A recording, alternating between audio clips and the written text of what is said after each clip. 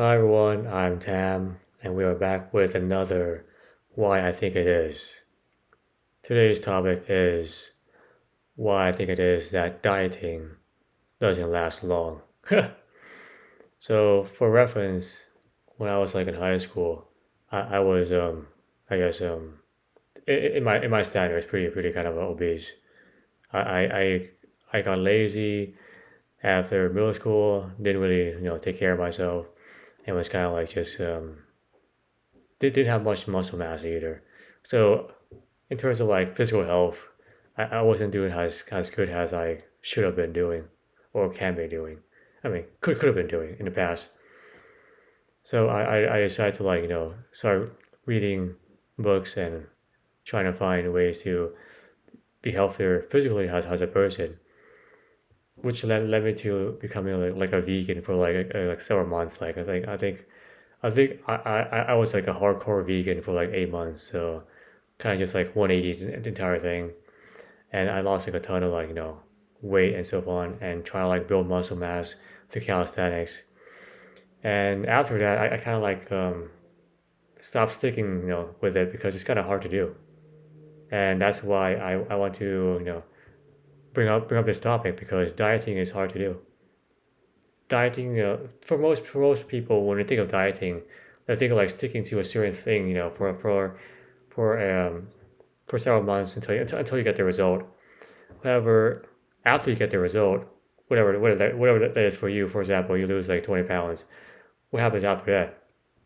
Do you continue living this way? Is this like going to work for you?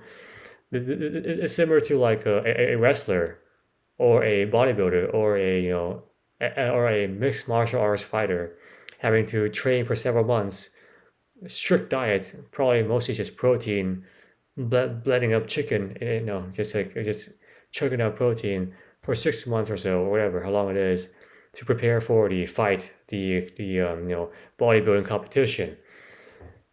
And the day before, for example, with wrestlers, they have to like stop drinking water so they can lose all that kind of like they can lose the weight associated with water, and so they kind of weigh in less, which gives them an advantage on the day after fight because they can just drink up and rehydrate their body.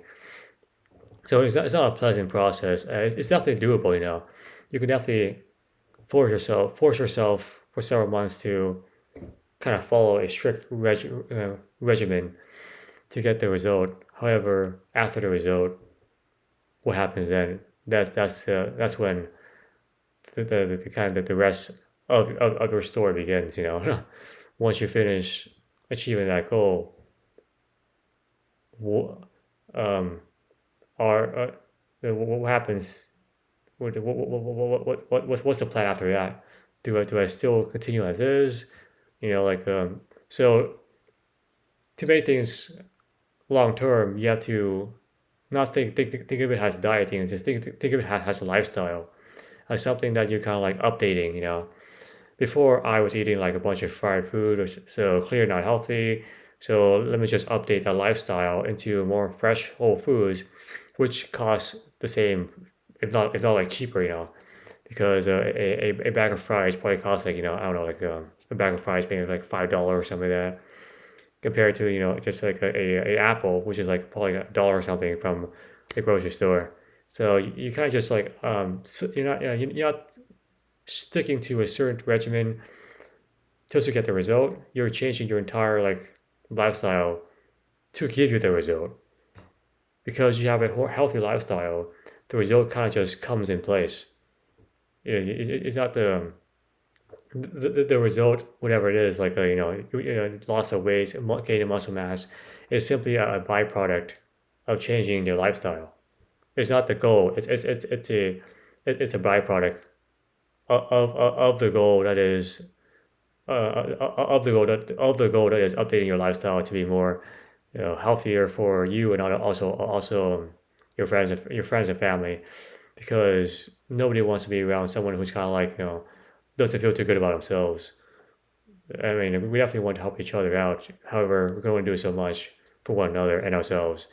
So we have to definitely learn to hold our own ground as well. don't see dieting as it's not dieting. It's just a lifestyle, changing changing the way you not only eat, also like for example, maybe smoking is an issue for you, or or being around like toxic fumes. For example, some cities in like I guess China probably has a bunch of like toxic fumes. Perhaps it's time to move to different cities for better quality of air and so on. So environmental factors, the food you take in, the things you consume like smoking and so on. So the entire thing is a shift in lifestyle, not simply just a diet.